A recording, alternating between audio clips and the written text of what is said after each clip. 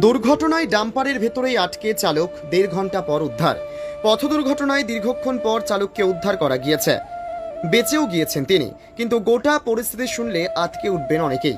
দুর্ঘটনার কারণে ডাম্পারের ভেতরেই আটকে পড়েছিল চালক। শেষমেশ দমকল, ক্রেন এবং স্থানীয়দের তৎপরতায় প্রায় ১.৫ ঘন্টার চেষ্টায় উদ্ধার করা সম্ভব হয়েছে চালককে। চাঞ্চল্যকর এই ঘটনাটি ঘটেছে জলপাইগুড়ি শহর সংলগ্ন ৩১ নম্বর জাতীয় সড়কের আসাম মোড় এলাকায়। জানা গিয়েছে, আসাম মোড় এলাকায় ট্রাফিক সিগন্যাল পড়ায় দাঁড়িয়ে পড়ে একটি ট্রাক। সেই সময় পেছন দিক থেকে দ্রুত গতিতে আসা একটি ডাম্পার নিয়ন্ত্রণ হারিয়ে ট্রাকটিকে ধাক্কা মারে। এরপর ডাম্পারটি বাঁদিকের একটি চাপা গলিতে ঢুকে পড়ে। এদিকে ধাক্কা লেগে দুমড়ে মুচড়ে যায় ডাম্পারের সামনের অংশ। গাড়ির ভেতরেই চালকের পা, স্টিয়ারিং এবং সিটের মাঝে আটকে যায়। স্থানীয় বাসিন্দারা দুর্ঘটনাস্থলে ভিড় জমান। খবর পেয়ে ঘটনাস্থলে পৌঁছায় পুলিশ এবং দমকল বাহিনী। আনা হয় ক্রেন। প্রায় ১.৫ ঘন্টার চেষ্টায় দমকল, পুলিশ এবং স্থানীয় বাসিন্দাদের তৎপরতায় চালককে উদ্ধার করে জলপাইগুড়ি মেডিকেল কলেজে পাঠানো হয়। ঝিরিঝিরি বৃষ্টির মধ্যে চালককে উদ্ধার করতে দমকল, পুলিশ এবং স্থানীয় বাসিন্দাদের মানবিক রূপ দেখে মুগ্ধ সোশ্যাল মিডিয়া ব্যবহারকারীরা।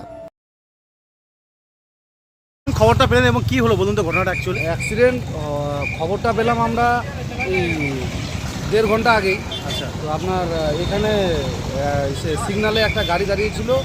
ওই গাড়িটা পেছন দিকে এসে আপনার ট্রাকটাকে পিছনে মেরে দিয়ে ও নাকি বাঁদিকে ঢুকিয়ে দেয়। ওর মানে স্টিয়ারিং হয়তো লক হয়ে যায়, তাতে করে গাড়িটা বাঁদিকে ঢুকে যায়। ড্রাইভার আটকে ছিল। যাই হোক, ওনাকে খুব বেশি মানে কষ্ট সহ্য করতে হয়নি, একটু কষ্ট সহ্য করতে হয়েছে। তো ওনাকে বের করা হয়েছে, ওনাকে এসি হসপিটালে পাঠানো হয়েছে। অনেকক্ষণ তো চেষ্টা করে বের করা হলো দেখলাম। হ্যাঁ, অনেক প্রচেষ্টার পর বের করানো, কারণ একটা বাড়ির গলিতে ঢুকিয়ে দিয়েছিল গাড়িটা।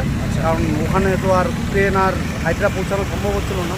যাই হোক, গাছের জন্য বের করতে পারলাম, গাছ দিয়ে তো করে বের করলাম।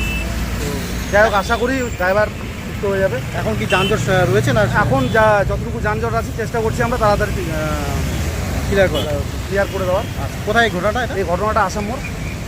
Thank you. প্রচুর তখন থেকে লেগে পড়েছেন ওনাকে বের করার জন্য। হ্যাঁ, কি বলবেন বলুন তো, কীভাবে ছিল ওনার পাটা? এখানে বৃষ্টি পড়তেছিল, হঠাৎ করে ট্রাফিক সিগন্যাল পড়ছে, গাড়ি চাকা স্কিড করে অন্য একটা গাড়ির সঙ্গে ধাক্কা লেগে হ্যাঁ, গাড়ি আউটলাইন হয়ে গেছে। তারপর তো আপনি দেখলাম একেবারেই আপনি ওনাকে বের করলেন। হ্যাঁ। কীভাবে ছিল ওনার পাটা ওখানে? তো পাটা ওখানে স্টিয়ারিং এর সঙ্গে ফাঁসেছিল, প্লাস স্টিয়ারিংটা ড্যাশবোর্ডের সঙ্গে আটকে ছিল, আর স্টিয়ারিংটা পেটের মধ্যে লেগেছিল। কতক্ষণ কতক্ষণ লাগলো বের করতে ওনাকে? ১.৫ ঘন্টা সময় লাগলো।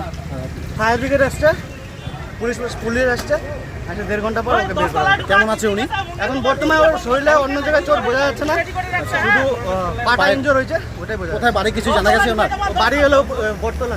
বর্তলা। আপনার নাম দাদা? আমার নাম মাধব বৈদ্য। আপনার বাড়ি কোথায়? আমার বাড়ি দমোহনীতে। এই জায়গাটা কোথায় এটা? এটা হলো আসাম মোড়।